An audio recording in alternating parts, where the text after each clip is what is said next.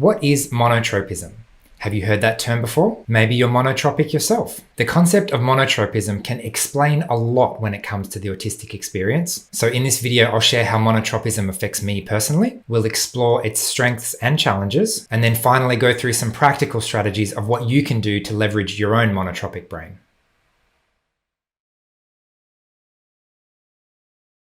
Hi everyone, Paul Micallef here from Autism from the Inside. I make weekly videos sharing the human side of autism, so make sure you hit subscribe to get the latest content. So what is monotropism? It's essentially characterized as a brain that likes to focus on one thing at a time, or maybe a few things at a time, as opposed to thinking about lots of things at the same time.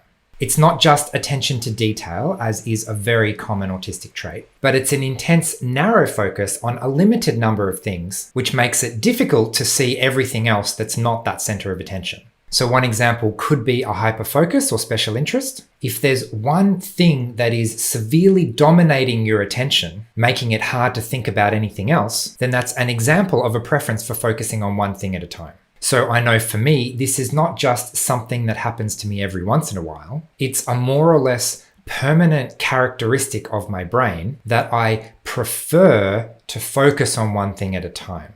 When I try to divide my attention, I don't always do a very good job. It takes me a lot of energy. And if left to work the way that I prefer to work, then I'd much rather have one job at one time and have the ability to forget about everything else and focus 100% of my attention on what I'm doing right now. This is true in my work. I like to have one project, one big thing that I'm working on at any given time. So at the moment, for the next couple of months, that's my big online summit coming up in September. And in order to productively do that, I need to cut back on a lot of other things. I'm cutting back my coaching. I'm cutting back my book writing. I'm doing less other things because I just don't have the brain space for it. My brain doesn't just turn off at nighttime. I'm going to be thinking and planning this event non-stop for months. And then after that, I'm going to need a significant break. It's similar with social connections. I remember when I was actively dating a couple of years ago, and some people really like sending text messages, just texting back and forth a few little things non-stop throughout the whole day. And what I had to eventually try and find a way to explain to people is if I'm engaged in a text conversation with you, I'm not doing anything else. I'm literally just sitting here thinking about what I've just said, waiting for a response. That's it. So I can't do that all day. I have to set aside a time. We might as well be on the phone. That's one of the reasons I don't like big social gatherings. As soon as I start up a conversation with someone, 30 seconds later, we're interrupted. My brain just naturally prefers to focus on one thing at a time, including having one conversation with one person at a time. It's not that I can't hold multiple things in my brain. It's just that they all need to be related to each other. So monotropism feels like this special lens that filters everything in my reality according to whether it's relevant to the one main thing that I'm thinking about at the moment. If I'm talking to one person about catching up for coffee next weekend, I can't also be thinking about what I'm having for dinner tonight because those two things aren't related. Whereas coordinating this massive online summit event, topics and speakers and marketing and back-end features I need to set up on the website, that might be a huge task with lots of things in it, but because it's all related to each other, when I'm having one conversation with one speaker about one topic, it's part of the greater context of this event that already has all the right things going on in my brain.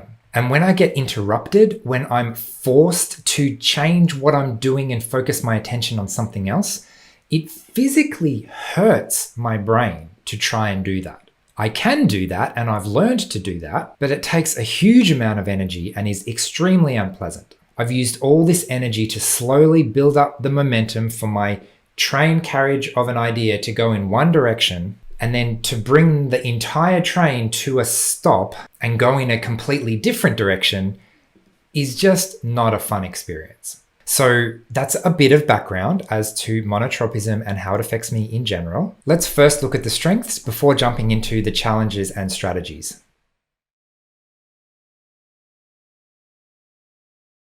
So the first obvious strength is the ability to focus 100% of your attention A lot of people really struggle with that, and I find it really easy. Provided I'm allowed to ignore everything else, and it's safe to ignore everything else, I naturally, easily focus all of my attention on what I'm doing right now.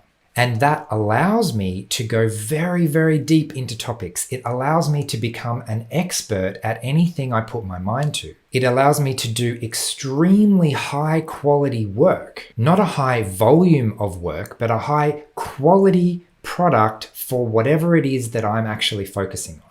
Another strength is the almost superhuman ability to ignore everything else. I can build up such a momentum to do the one thing that little distractions cannot possibly get in the way of that.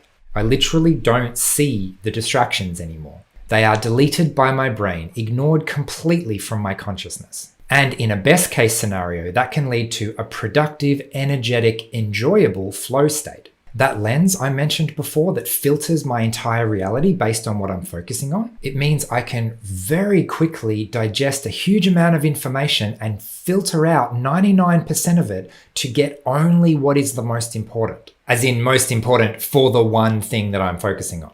So that's obviously very useful sometimes, but you may not be surprised to hear that it often presents some very serious challenges.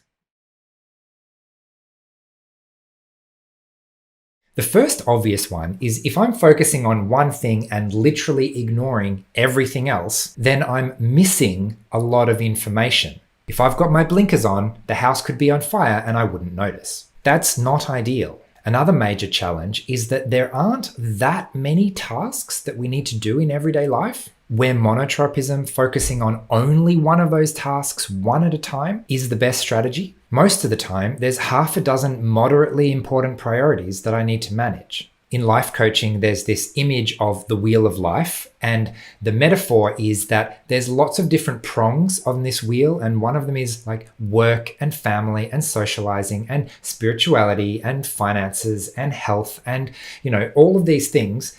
And you kind of need all of them to be working to have a smooth ride. And if any one of those things is horribly deficient compared to the others, then you're going to feel the bump every time the wheel goes round, and your experience in this life is going to be severely compromised.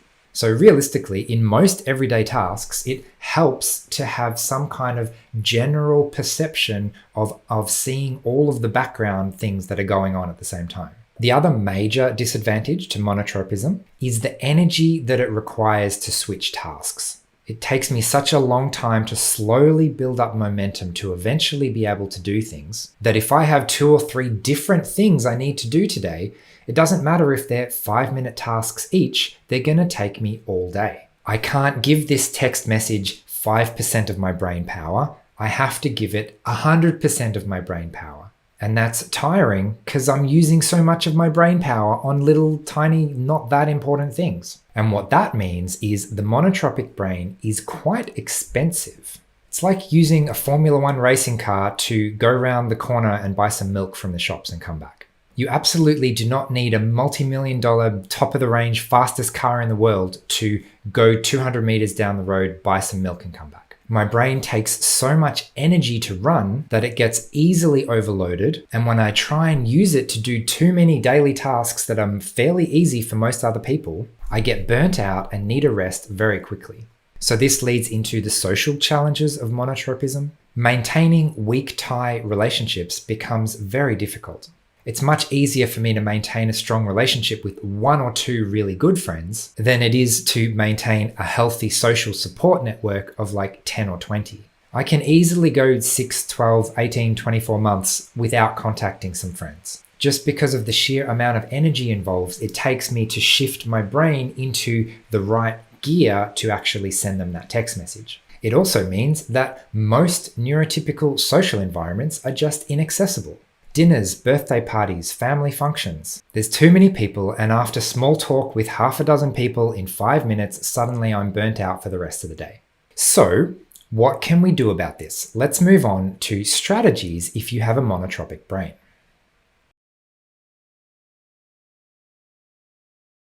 The first one that comes to mind, and I'm probably a little bit biased due to my life coaching background, but it's all about lifestyle design, for lack of a better word. I want to design my life around my strengths so that I can get the most out of what I can do easily, what I'm really good at, and minimize the things that take me a lot of energy. One way to do this is to pick high reward tasks. It can be very challenging to back your own value and give yourself the time and space that you need to do what you do best. I remember when I was creating this video background, I spent 3 entire days doing nothing else but thinking about how I'm going to set it up right. And at the time, that was just such a huge amount of time. Can I really afford, I work for myself. Can I pay myself 3 full days' wages to set up a video background?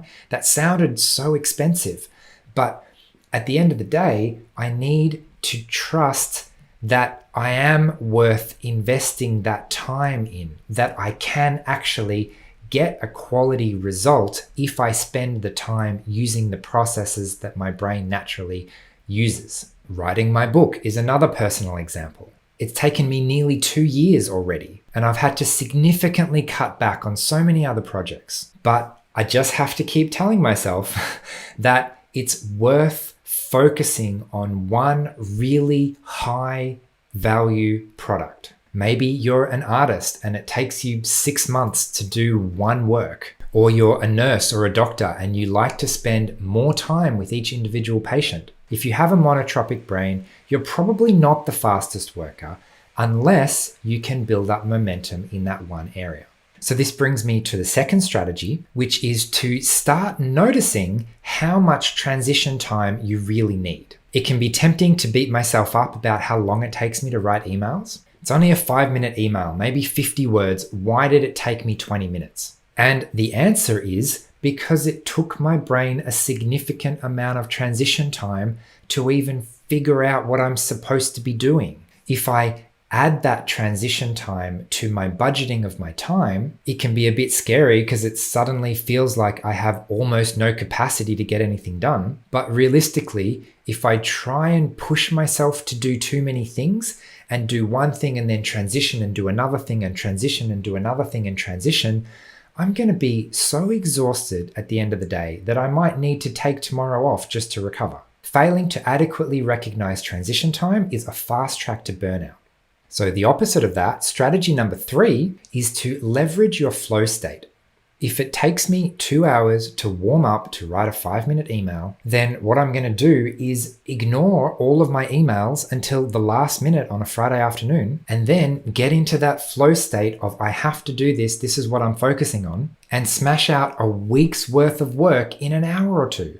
Nothing kills my personal productivity more than drip feeding work. This goes back to strategy 1 with the high investment, high reward. If there is the possibility of excellence in a task, then suddenly the extra energy that it takes to do it is worthwhile.